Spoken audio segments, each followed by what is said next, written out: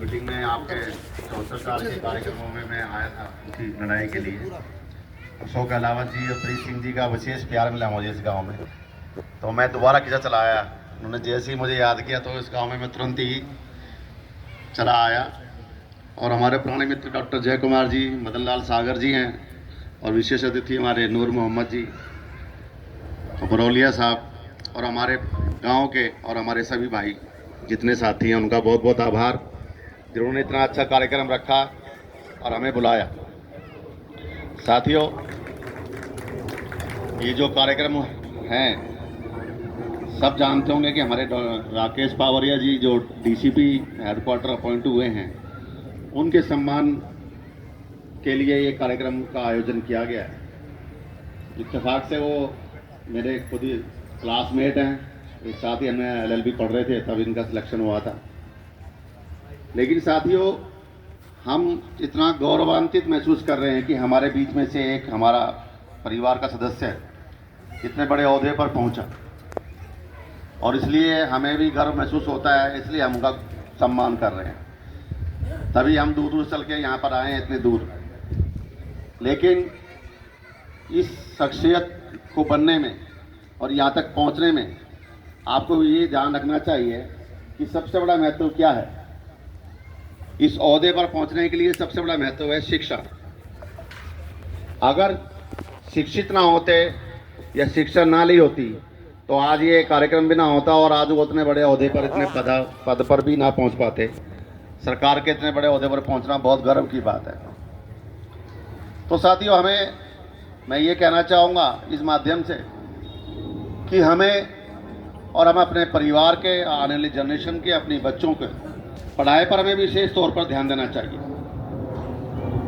अगर हम शिक्षित नहीं होंगे तो ना तो हमें कोई अधिकार मिलेगा, ना ही हमें कभी आगे बढ़ने का मौका मिलेगा।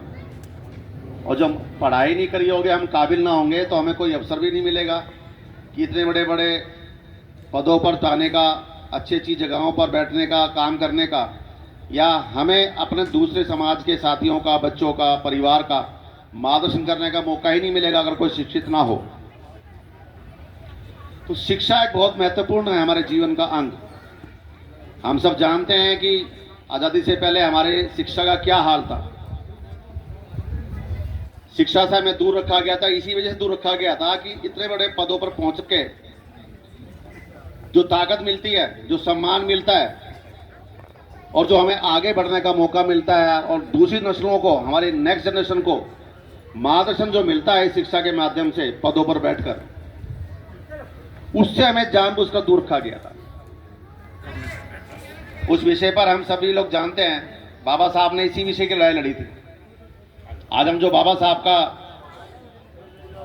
इतना सम्मान करते हैं वो हमारे लिए पूजनीय है, और उन्हीं की बदौलत हम सब लोग यहाँ इकट्ठा भी हुए हैं। और मैं समझता हूँ कि राकेश पावरिया जी भी उस कुर्सी पर पहुंचे हैं तो बाबा साहब डॉक्टर अम्बेडकर साहब की बदौलत ही वहां पर पहुंचे।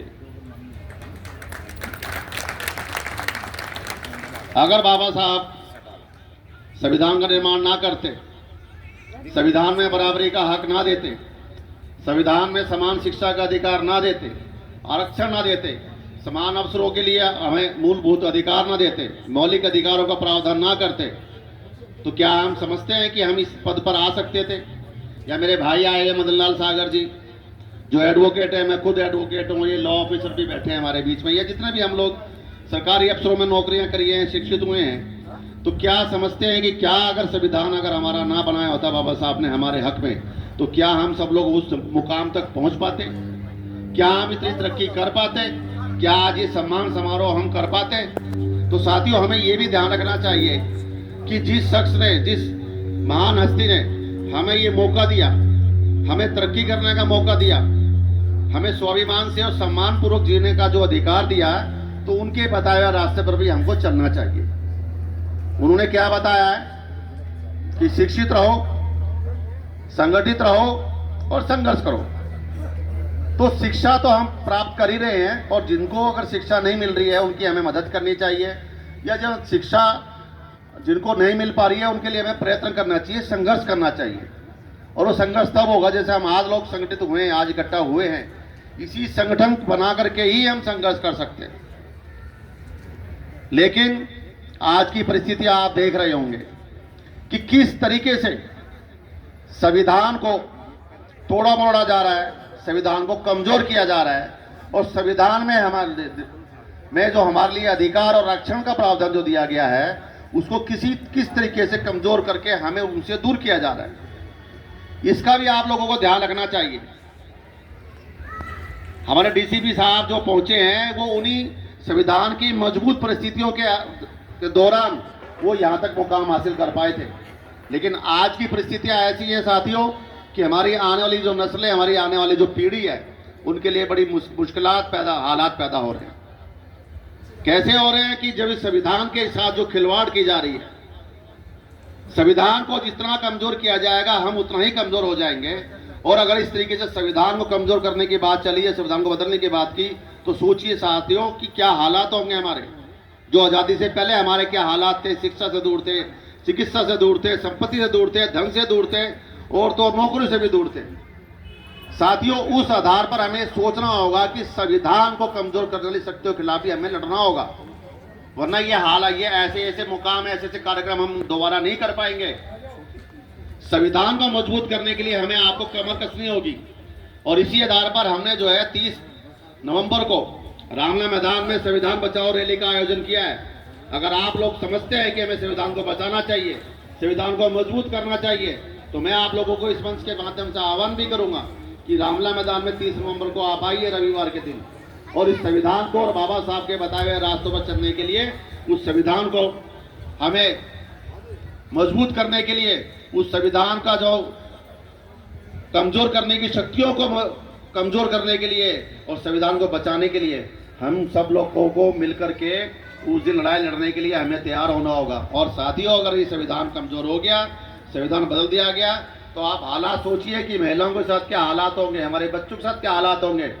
हम फिर वही गुलामी की दास्तां के अंदर हमारी शुरुआत हो जाएगी, उन्हीं गुलामी की बेड़ियों में हमें जकड़ा जाएगा, उसी वर्ण व्यवस्था को दोबारा लाया जाएगा। तो संविधान में बराबरी का हक खत्म करके दूसरे संविधान की जो तैयारियां होंगी उनमें सबसे ज्यादा का शोषण होगा, सबसे ज्यादा नुकसान होगा, तो हम सब लोगों का होगा। तो मैं सिर्फ इस माध्यम से सिर्फ इतना कहना चाहता हूं कि उस संविधान से और जो शिक्षा के माध्यम से ये हमारे पास इतना गौरव करने का मौका जो आज आया है, उसको दोबारा बरकरार रखने के लिए और ऐसे परिस्थितियां दोबारा बनाने के लिए, हमारे बच्चों को आगे बढ़ाने के लिए, शिक्षा और बराबरी का हक और अधिकार और रक्षण का अधिकार लेने के लिए संविधान को बचाना बहुत जरूरी है। और संविधान को बचाने के लिए आपको हर व्यक्ति को लड़ाई लड़नी होगी इस देश के अंदर। जिस दिन संविधान खत्म हो जाएगा, हमारी सब ताकत खत्म हो जाएगी, स्वाभिमान भी, सम्मान भी, संपत्ति भी और शिक्षा भी। बस मैं यही कहना चाहता हूँ आप सब लोगों को कि शिक्षा और संविधान पे ज्यादा ध्यान दें। धन्यवाद। जय भीम, जय भारत।